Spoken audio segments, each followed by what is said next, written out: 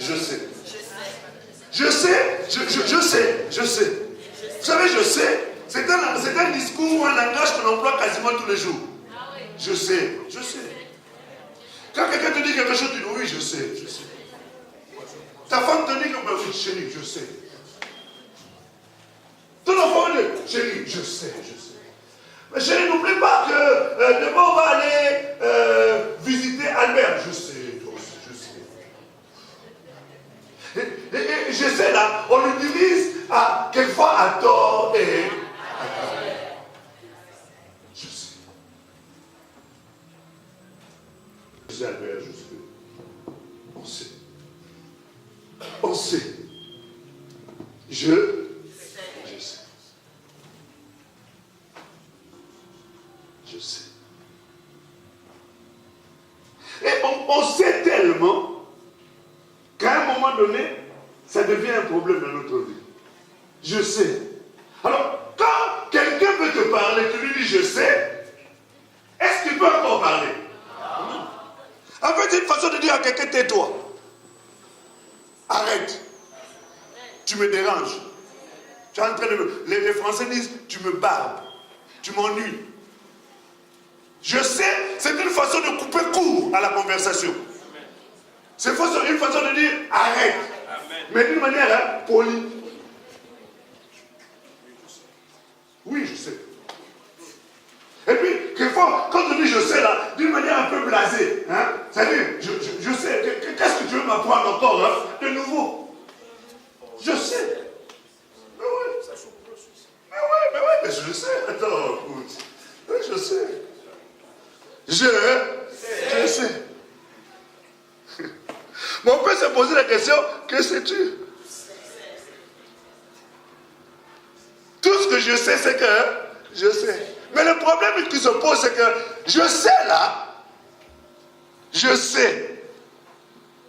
Si la personne veut aller un peu plus loin, en disant, en fait, qu'est-ce que tu sais? Tu te rends compte que finalement, tu ne sais rien. Ou alors, tu ne sais pas. Ou alors, tu sais, mais ce que tu sais est une mauvaise information. Il a te posé,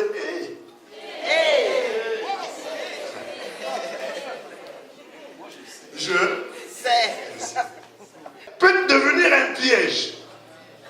Je sais peut-être l'expression d'un mal qu'on peut avoir en soi. L'expression d'une réalité, d'un problème spirituel. Je sais.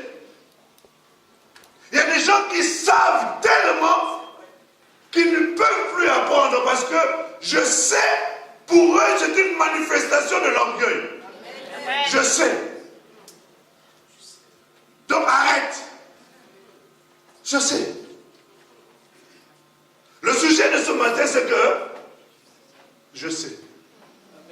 C'est ça, notre sujet. Je sais. Maintenant, il faut se poser la question. Qu'est-ce que toi, tu sais? Il y a un homme de Dieu qui disait, tout ce que je sais, c'est que je ne sais rien. Et quand on est en train de parler ainsi, c'est qu'on est en train d'ouvrir une porte à la connaissance. Mais quand on dit, je sais, tu fermes la porte. Amen. Vous savez, il y a des gens qui disent tellement je sais que même Dieu devient incapable de les instruire. Amen. Dans la Bible, dans le livre de Matthieu chapitre 5, la Bible dit que Jésus se retrouve sur le mont, la montagne. Et c'est un des textes privilégiés des Écritures où Jésus parle des choses concernant le royaume. Et Jésus dit, heureux les pauvres en esprit. Ce sont des gens qui ne savent rien. Et qui à tout moment ont besoin de savoir. Je disais alléluia. Quand quelqu'un est pauvre, c'est quelqu'un qui veut recevoir. Et qui reconnaît qu'il ne sait pas. Amen. Et quand quelqu'un ne sait pas, c'est là où on peut lui donner quelque chose. Je disais alléluia. Dans nos églises, on a trop déjà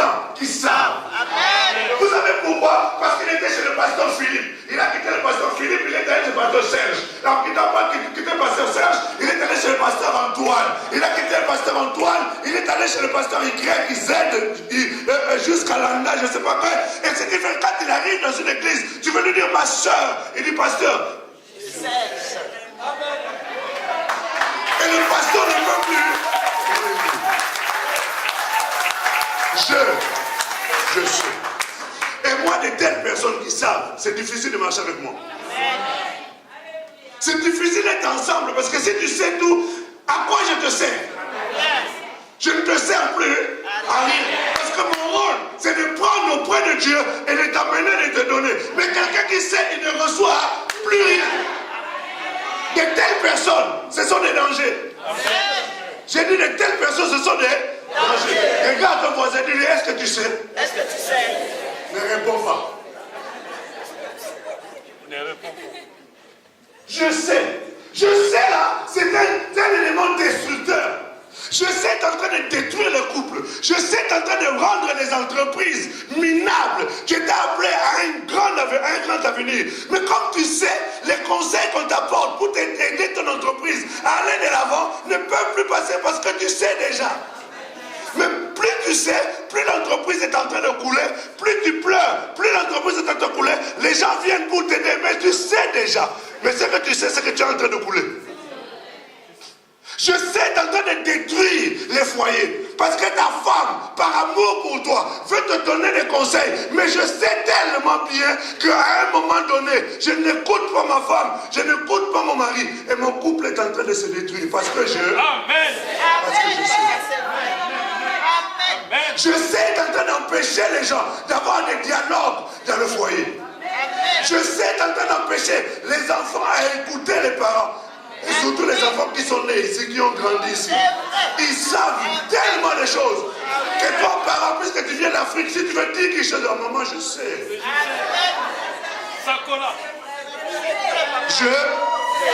Je sais.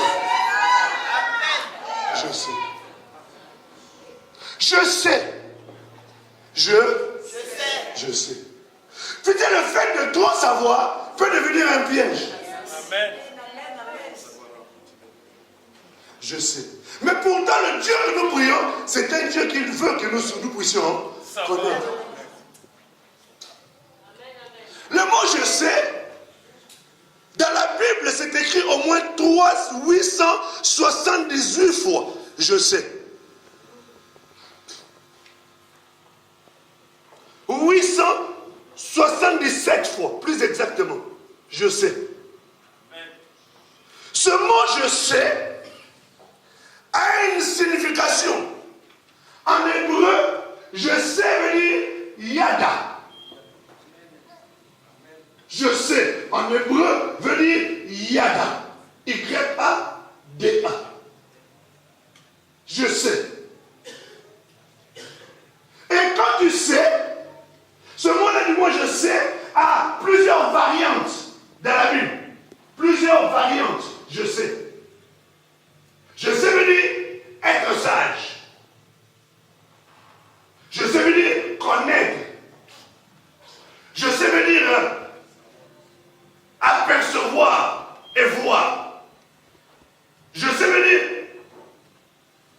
trouver ou avoir le discernement.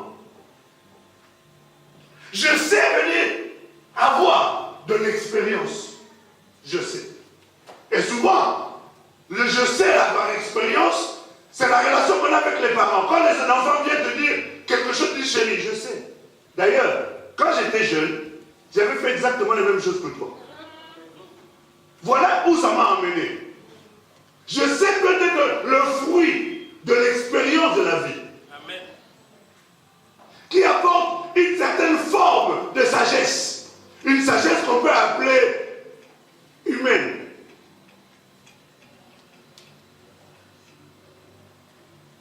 Je sais, c'est quelque chose qui, dans la Bible, quand on parle de je sais, dans le verbe, dans le mot yada, c'est un mot qui a une profondeur extraordinaire. Je sais veut dire connaître. Et dans le mot connaître là, dans la Bible, le Seigneur quand il parle de mot connaître, c'est une rencontre, une fusion qui produit quelque chose. Dans Dans la Bible, le livre de la Genèse, la Bible dit Adam connut Ève. Et quand Adam a connu Ève, le fait de connaître Ève, ça a produit quelque chose. J'étais en train de dire Alléluia. Je voulais dire Alléluia. En fait, connaître là, le mot Yada produit quelque chose. Ça a produit Abel. Ça a produit Caïn. Le je sais dans ta vie, normalement quand on regarde, quand tu dis je sais, on est en train de voir le fruit de je sais. Je disais Alléluia. Mais tu peux savoir, mais sans produire de fruit. Amen. Mais quand tu dis je sais là, qu'est-ce que tu sais? Amen. Quelle est l'information que tu as qui te pousse à dire je sais? Mais le fait de savoir, qu'est-ce que tu fais de ce que tu sais? Amen. Dans la Bible, le livre de la Genèse, au chapitre 4, nous allons lire à partir du verset 1. Ouvrons nos Bibles. Bonjour ange. Il y a tellement des anges ici.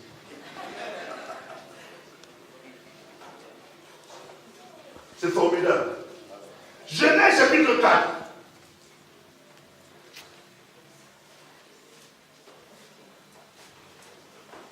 Dis à ton voisin, je sais.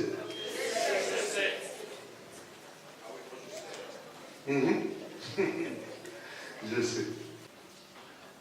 Allez. 6 jusqu'au verset 9.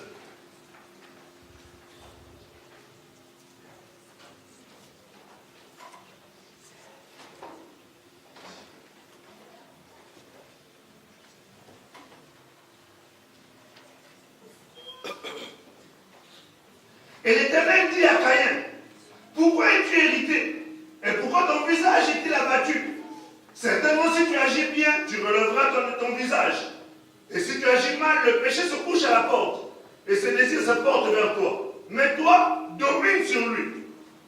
Cependant, Caïn adressa la parole à son jeune frère. Mais, comme il était dans les champs, Caïn se jeta sur son frère Abel et le tua. L'Éternel dit à Caïn, où est ton frère Abel? Il répondit, je ne sais pas. Suis-je le gardien de mon frère? Amen. Amen. Nous nous asseyons, s'il vous plaît. Dieu vient voir Caïn. Dieu vient parler à Caïn. Dieu vient donner une information à Caïn pour que Caïn puisse savoir. Et il dit, Caïn, je me rends compte que le péché est en train de se coucher à ta porte. Mais ce que je te demande, Caïn, c'est de dominer sur ça. C'est que Caïn savait. Il avait l'information. Avoir l'information, c'est une chose. Savoir, c'est une chose. Mais faire ce que tu sais, ou appliquer ce que tu sais, c'est ça la vraie bénédiction. Je disais Alléluia. Caïn savait que son cœur était irrité, qu'il avait des mauvaises intentions dans sa vie vis-à-vis de son frère. Il avait l'information. Ma question ici est de savoir qu'est-ce que tu fais de ce que tu sais. Qu'est-ce que tu fais de ce que tu sais? Ce n'était pas un prédicateur qui était venu le voir. Ce n'était pas un ancien, un pasteur. C'était Dieu lui-même, le porteur de la connaissance, le maître de la connaissance. Il est venu apporter cela à Caïn. Caïn savait. Mais voyez-vous, le fait de savoir, c'est une chose. Jésus dit, heureux si vous connaissez ces choses. Amen. Heureux, vous êtes.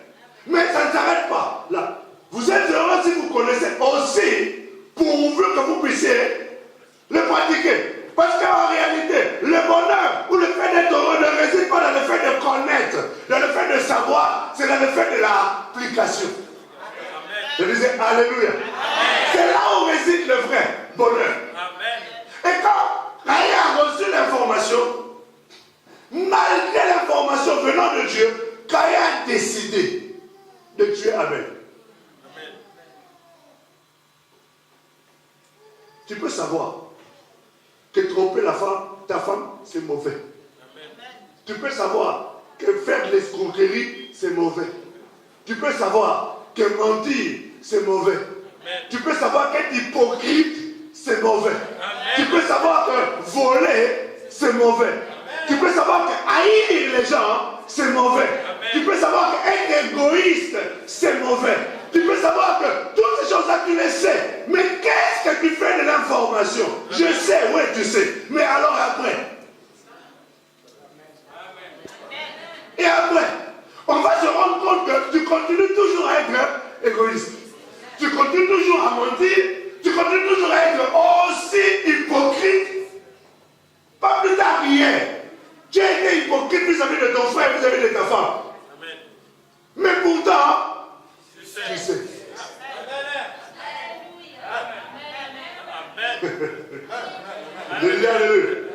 Beaucoup de gens échouent, non pas parce qu'ils ne savent pas. Ils savent, mais ils n'utilisent pas l'information. Réussir dans la vie, réussir dans les études, tout le monde veut cela. Et on le sait. Mais combien sont ceux qui échouent? Et pourtant, tu sais. Je disais, alléluia. Caïn savait. Même bien qu'il savait, il a décidé. Il a tué Abel. Ouais. Et en plus, il savait ce qu'il était en train de faire. Dieu vient de dire, où est ton frère? Bien qu'il savait, vous savez ce qu'il lui a dit? Il a dit, je ne sais pas. Est-ce que Caïn ne savait pas où était Abel? Dites-moi, Caïn ne savait pas où était Abel? Mais qu'est-ce qu'il a dit à Dieu? Je ne sais pas. Est-ce qu'il ne savait pas? On est ensemble, non? Est-ce qu'il ne savait pas? Vous savez, le fait de savoir peut devenir un piège. Quand Dieu lui a demandé où est ton frère, en fait Dieu était en train de lui tendre la main en lui disant, écoute, je sais que tu viens de faire quelque chose de très mauvais. Maintenant, si tu manifestes de la repentance, tu reconnais que tu avais mal agi et tu demandes pardon, je vais t'aider. Beaucoup de gens savent que ce que je viens de faire est mauvais. On te demande maintenant de te repentir, mais comme tu sais trop, tu trouves même des arguments pour couvrir le mal que tu es en train de faire.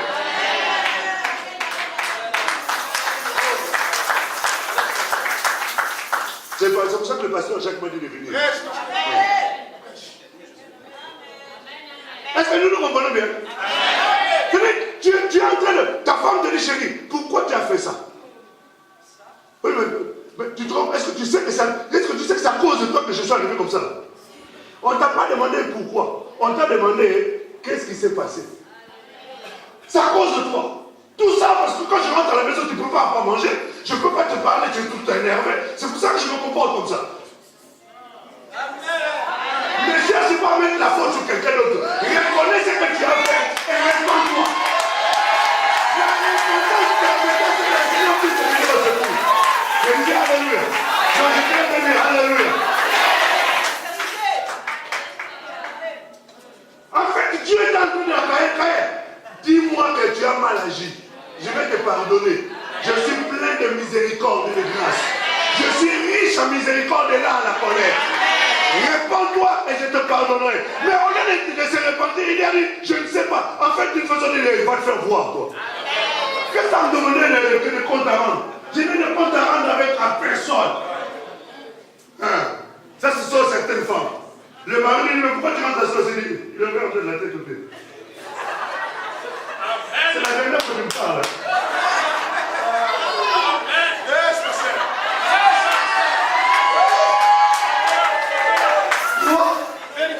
À qui tu parles comme ça? Et quand tu as affaire à quelqu'un qui sait tout, mais on va te voir avec des lunettes noires ici à l'église. Hein? Parce qu'il t'aura bien arrangé. Coup de tête. Coup de genoux. Mais en fait, c'est pas comme ça qu'il faut réagir. Parce que celui qui a l'information a aussi une attitude qui est liée à l'information. Et disait alléluia. Caïn, où est ton frère Abel? Je ne sais pas. Et pourtant, il y a beaucoup de choses que nous savons. Mais nous disons que nous le... Surtout les enfants. Chérie, j'avais laissé 10 € ici. Ah, moi, je ne sais pas. Tu sais, c'est toi qui avais pris. Le problème est, souvent, quand c'est comme ça énerve encore plus les parents parce qu'eux, ils savent que c'est toi qui avais pris. Maintenant, si tu avais tout ce qu'on dit, maman, c'est moi qui avais pris. Tu sais, du coup, même si elle a envie de s'énerver, ça va la calmer un peu. Il y a beaucoup de couples, c'est comme ça. Le mari trouve un préservatif dans la poche de la veste de son mari. La femme trouve un préservatif dans la poche de la veste de son mari. Il dit, oh chérie, c'est à qui? Il dit, je ne sais pas. La veste, c'est à qui? Et il peut même commencer à te trouver des arguments pour t'expliquer comment cela est arrivé dans sa poche.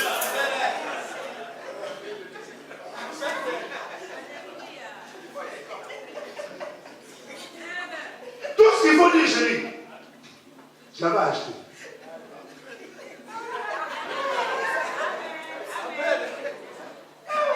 Et tout va. Tu as mes choses aujourd'hui.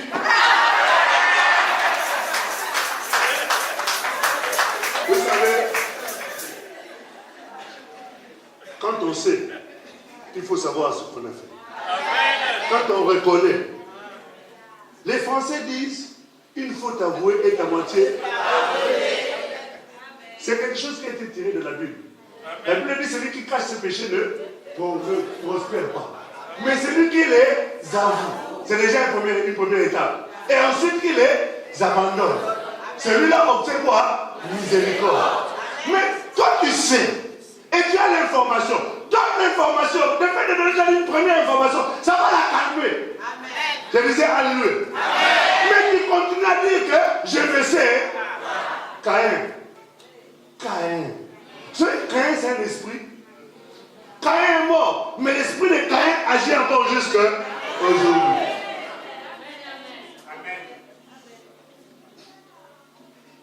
Je sais. Je sais.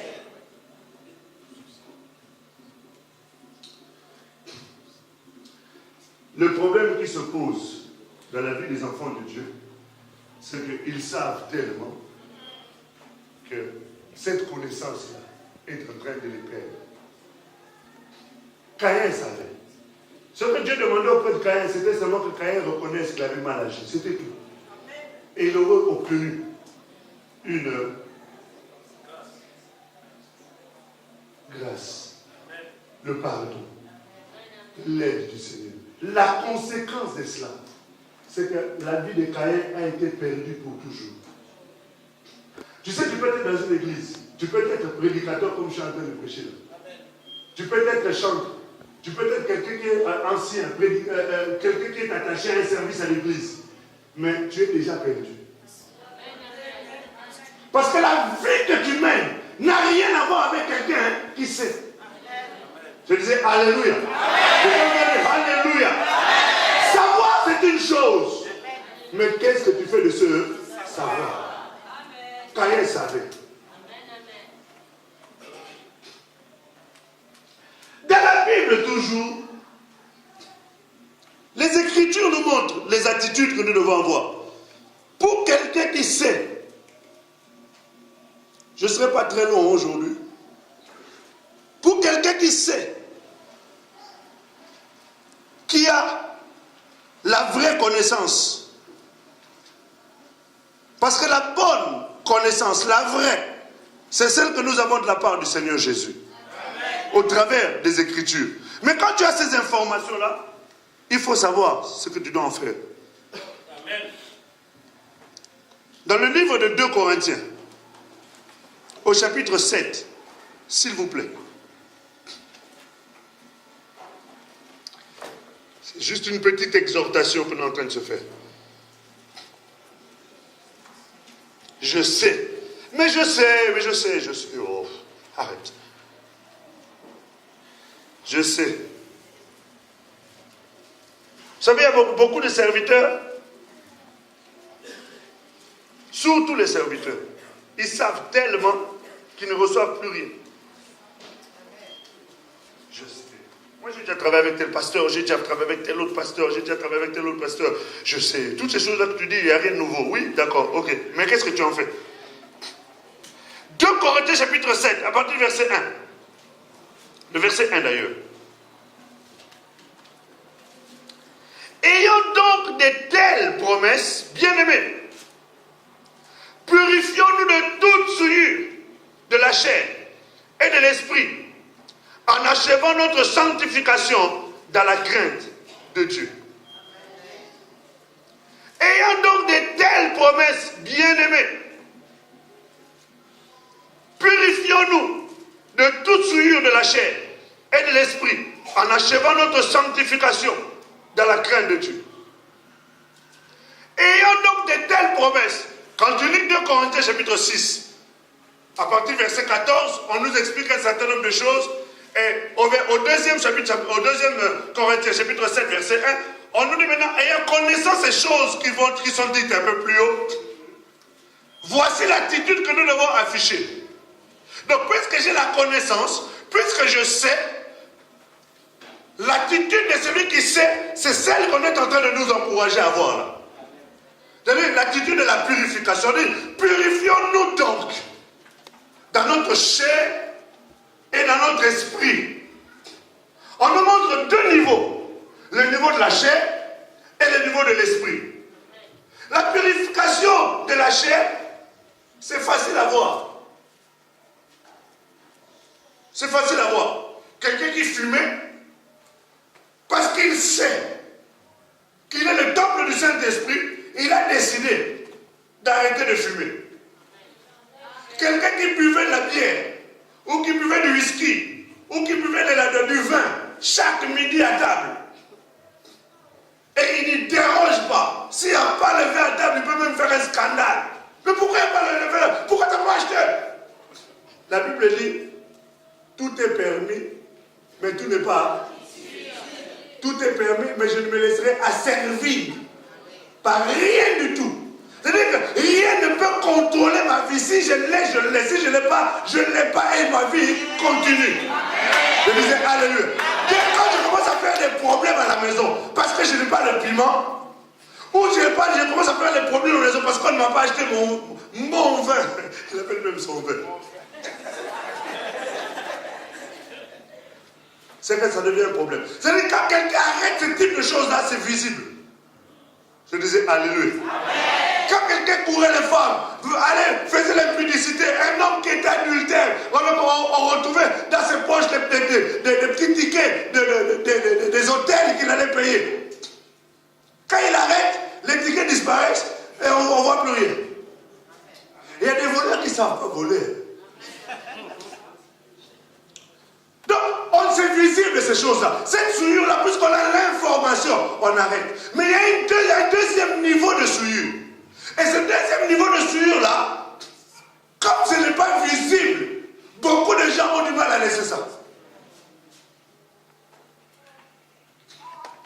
Vous savez, il y a des gens qui ont arrêté d'être adultères. Ils ont arrêté d'être impudiques. Ils ont arrêté d'être comment on appelle ça? Des voleurs. Mais au niveau de leur esprit, ce sont des grands champions de films porno. C'est-à-dire qu'ils ne regardent plus. Mais dans leur esprit, ils ont tous les films dans l'esprit. Et quand ils voient une femme passer, ils imaginent déjà la femme dans le film. Est-ce que nous nous reprenons? Et ils se montrent même comme étant l'acteur principal du film. Jésus dit ceci, quand quelqu'un voit une femme passer et la regarde en la convoitant, il est en train de faire quoi? Il est en train de commettre l'adultère avec elle. Je disais alléluia. Mais ça, personne n'est vu à le faire. Ça se passe au niveau de ton esprit. Or, la Bible dit, puisque tu sais, ayant de telles promesses, je sais. Qu'est-ce que cela doit m'amener à faire? À me purifier. Mais plutôt que de te purifier, tu continues au contraire. Mais physiquement, tu ne le fais plus. Mais au niveau de ton esprit, tu es un grand scénariste. Tu as des scénarios, quand quelqu'un regarde ça, on peut te donner l'Oscar. Tellement que c'est riche en imagination. Je disais alléluia. Mais normalement, quelqu'un qui sait ne doit plus avoir ce type de choses. Amen. Purifions-nous, frères, et achevons notre sanctification. Or, la Bible dit, sans la sanctification, nul ne pourra voir le Seigneur. Pas seulement le voir dans le ciel, mais attention, même le voir sur la terre. Parce que Dieu, on ne le verra pas d'abord dans le ciel, on le voit d'abord sur la terre. Moi, je n'ai pas envie d'aller voir. Je n'ai pas envie d'aller voir Dieu dans le ciel sans l'avoir vu ici sur la terre. Ça ne m'intéresse pas. Amen. Je vais d'abord le vivre ici, et après je vais le vivre encore là-haut. Encore mieux là-haut. Mais ici, je dois commencer déjà à le vivre. Amen. Mais pour le vivre ici, on a dit, il faut que tu le sanctifies. Amen. Le sanctifier veut dire le mettre à part. Puisque je sais, je vais l'appliquer.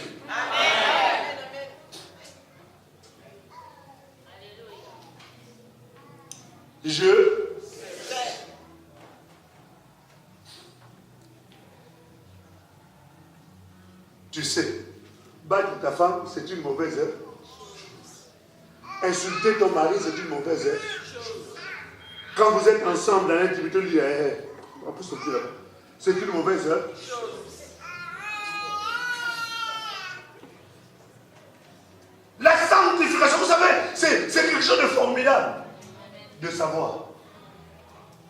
Celui qui maîtrise le savoir, maîtrise les autres.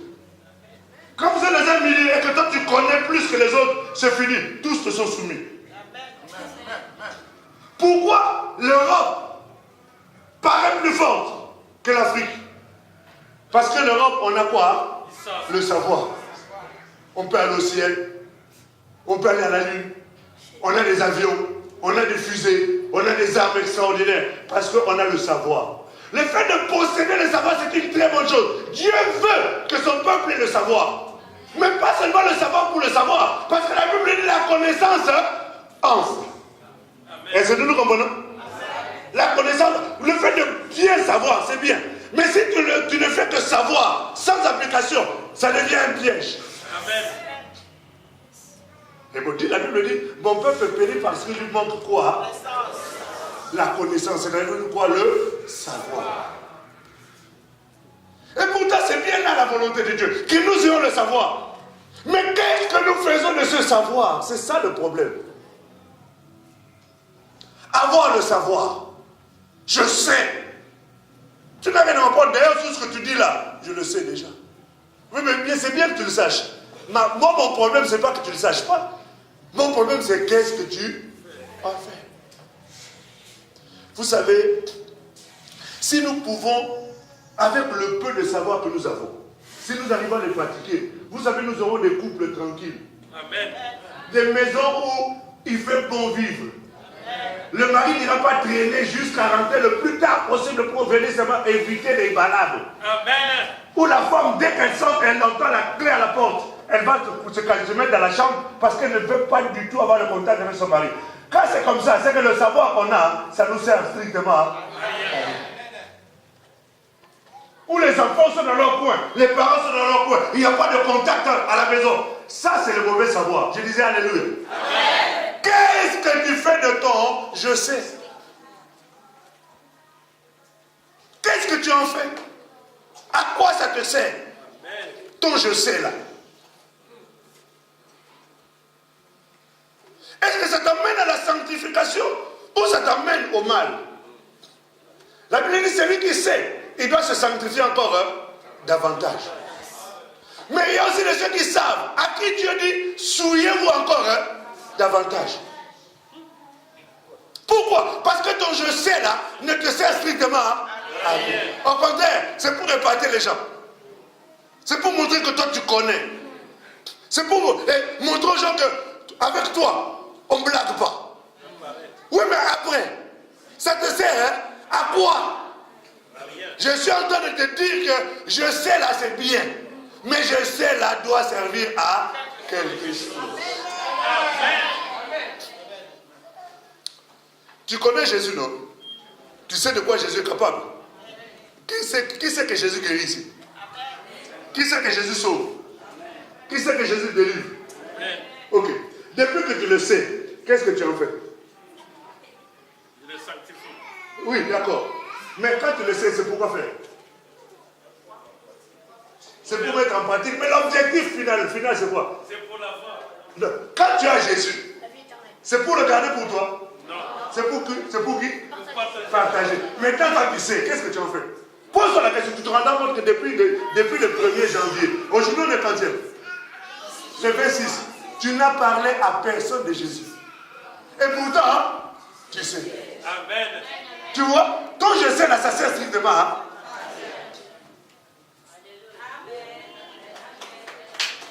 Ça ne sert à rien. Tu sais, mais tu as dit comme quelqu'un qui ne sait pas. À quoi ça sert que tu le saches? Si c'est pour garder ça pour toi-même. La Bible dit celui qui sait faire le bien et qui ne le fait pas, il fait en train de faire quoi? Hein? Non, je n'ai pas entendu. Hein, quoi? Tu sais bien que donner à quelqu'un Jésus, c'est faire quoi? Hein? Du bien. Mais tu ne le fais pas. Donc, depuis que tu connais ton je sais là, tu es comme Caïn. Amen. Parce que si je te dis, pourquoi tu ne veux pas amener une âme? Tu sais déjà comment ça veut dire? Pasteur, je sors le matin très tôt. Après le travail, je dois rentrer très vite à la maison, je dois préparer à manger. Je dois m'occuper des enfants. Après ça, je dois chauffer la nourriture pour mon mari quand il arrive. Dès qu'il arrive, je dois lui enlever la veste et les chaussures, lui emmener de l'eau pour qu'il puisse se laver les mains, et s'asseoir à table. Pendant qu'il mange, je le regarde manger. Et il dit, chérie, je t'aime pour lui donner l'appétit. Elles sont rares, ces femmes-là. Ah ouais. Elles sont rares. Mais on est là pour leur apprendre que c'est comme ça qu'on fait. Amen. Même s'il y avait quelque chose qui n'allait pas au travail, quand il rentre, il sait quand je vais rentrer, je vais avoir l'appétit. Parce que ma femme, quand je mange, elle me regarde avec des grands sourires.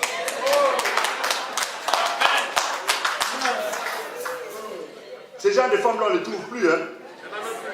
Il n'y en avait que seulement en Israël.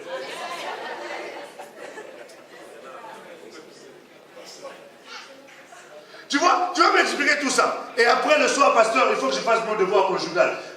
Tu vois, dans tout ça là, ton je sais de ta servi strictement. Hein? Rien. En tant que jeune homme à l'école, ton je sais là, à quoi ça sert? C'est de parler à Jésus aux autres, à tes copains de classe, à tes collègues de travail. Amen. Mais tu sais que ils vont être surpris un jour de savoir que toi tu es chrétien. Ils vont être étonnés. J'ai vu des trucs à Paris là. Je t'ai même vu dans une église dans un reportage sur TF1. Toi aussi tu vois là ces choses là. Ouais, ça doit être quelqu'un qui me ressemble, c'est pas bon. Parce que tu as tellement honte par rapport à ton je sais. Au travail, tu es en train de montrer que tu ne sais pas. Parce que tu n'as jamais montré Jésus au travers de ton attitude. Est-ce que nous sommes en train de bien nous comprendre? Je suis en train de te montrer deux je sais. Un je sais et un autre je ne sais. Mais quelle est l'attitude qu'on a avec le je sais? Donc finalement, ton je sais, ça ne sert strictement. Hein?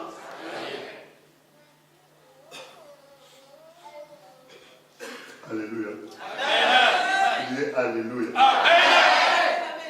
C'est ce qui est important. Amen. Ce que Dieu désire, non pas que nous ayons des super connaissances. Parce qu'avec un seul verset, ton je sais là, que tu connais le seul verset, toi tu ne répètes que celui-là. Mais avec le même verset que tu as là, tu peux faire beaucoup de choses. Un homme a dit à Jésus, Seigneur, dis seulement un seul mot. C'est-à-dire, avec un seul mot, tu peux changer beaucoup de choses. Mais toi, tu n'en as pas un. Tu as tout un cahier. Tu as une bibliothèque remplie de connaissances, mais ça te sert strictement à Yeah.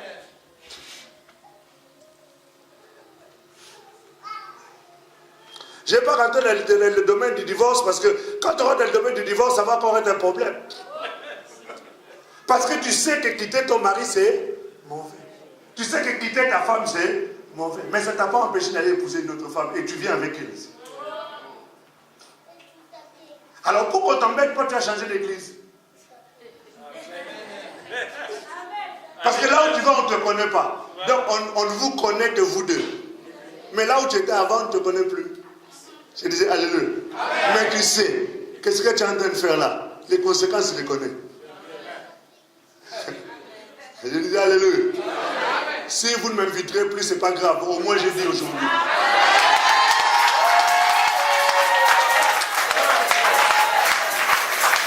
Je sais, mais savoir c'est une chose. Ce qu'il faut, après avoir eu la connaissance, c'est l'application.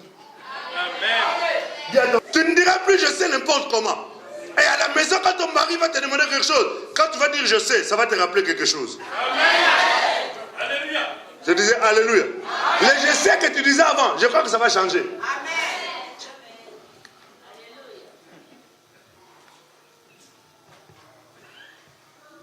Les enfants sont en, vous savez, les enfants sont en train aujourd'hui de devenir des délinquants. Et pourtant, les parents savent qu'il faut être près des enfants, qu'il faut entourer les enfants, qu'il faut prendre soin des enfants, qu'il faut écouter les enfants, qu'il faut créer une relation avec les enfants. Mais bien que tu sais, tu ne fais strictement rien.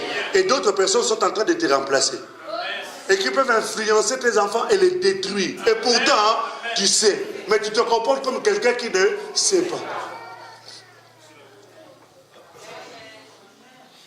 Est-ce que nous le comprenons bien? Je sais. Normalement, je sais, doit conduire quelqu'un à une seconde étape. À l'étape de la maturité.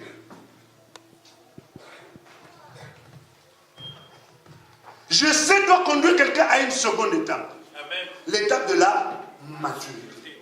Parce que quand quelqu'un sait et le met en pratique, ça l'amène à se développer, à grandir, à acquérir de l'expérience qui va servir aux autres. Non seulement il va dire je sais, mais sa vie aussi est en train de dire je sais.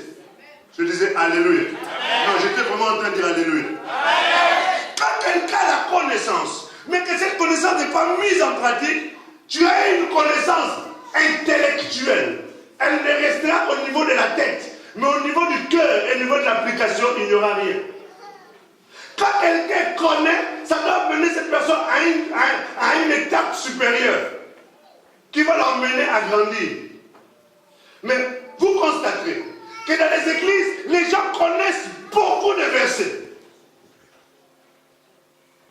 Jean 3,16. Qu'est-ce qui est écrit? Voilà. Oui.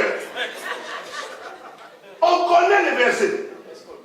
Mais seulement le problème qui se pose, cette connaissance-là, quand tu rentres dans les églises, tu observes la vie des gens, tu descends après le culte, tu observes la vie des gens à l'extérieur, tu te rends compte que finalement, ce sont deux personnes différentes, celle qui est à l'église et celle qu'on trouve dehors.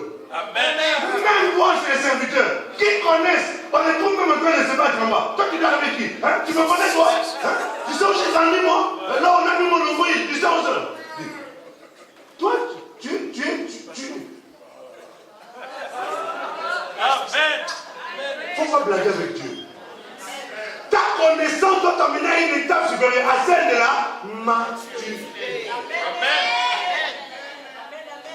Hébreux chapitre 5. Et je crois que ça va être notre dernier verset. Hébreux chapitre 5. Nous allons lire à partir du verset 12.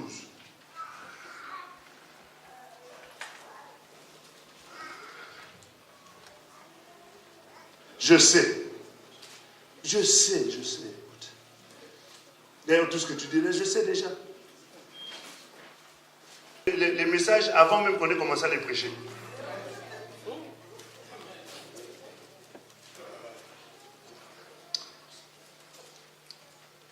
Vous qui devriez, vous en effet, qui depuis longtemps devriez être des maîtres, vous avez encore besoin qu'on vous enseigne les principes élémentaires des oracles de Dieu.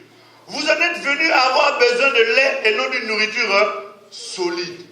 Or, quiconque en est au lait n'a pas l'expérience de la parole de justice, car il est encore quoi? Non, je n'ai pas entendu. Mais la nourriture solide est pour les hommes faits, pour ceux dont le jugement est exercé par l'usage à discerner le bien et ce qui est mal. Ici, on est en train de dire quelque chose de très fondamental.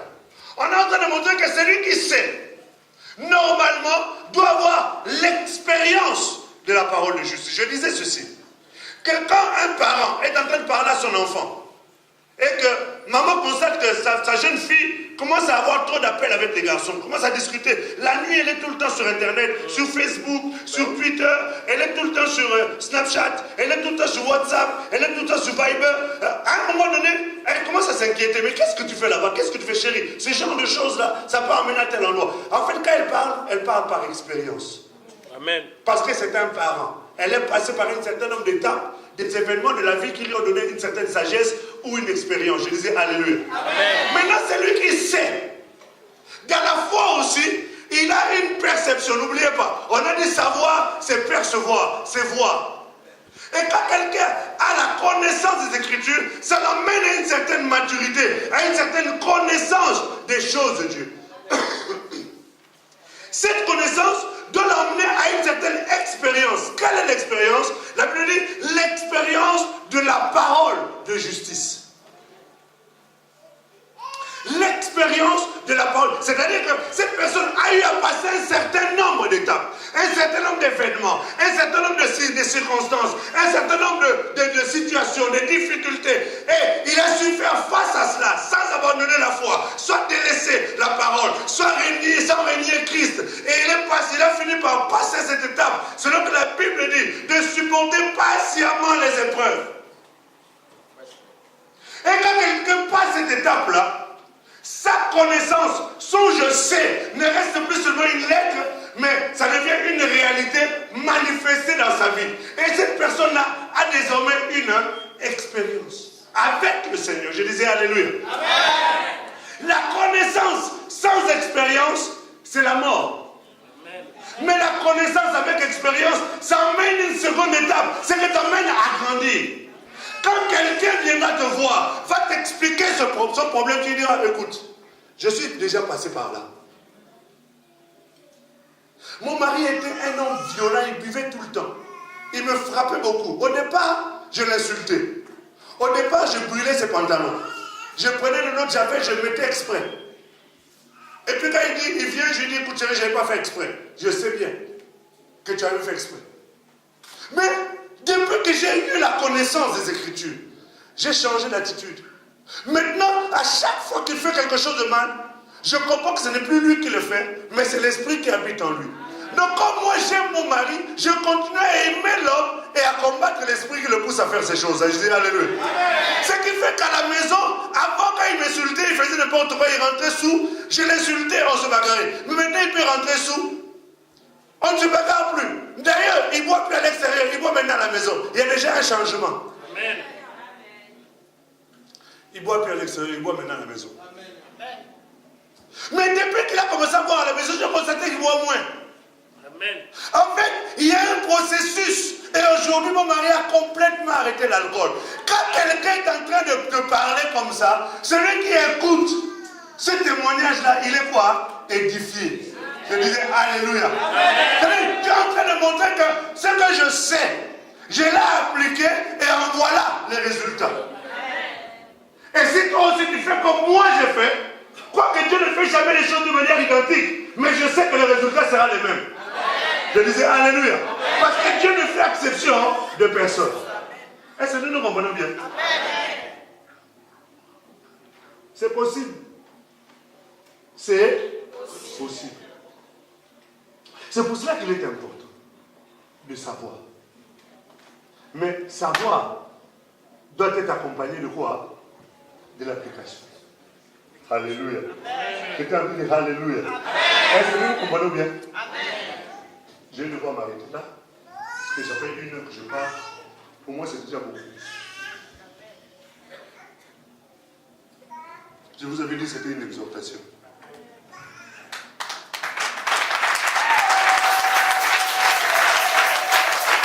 Ce que je vais te demander maintenant, c'est de faire une chose. C'est de te lever et de commencer maintenant à réfléchir à tous tes essais.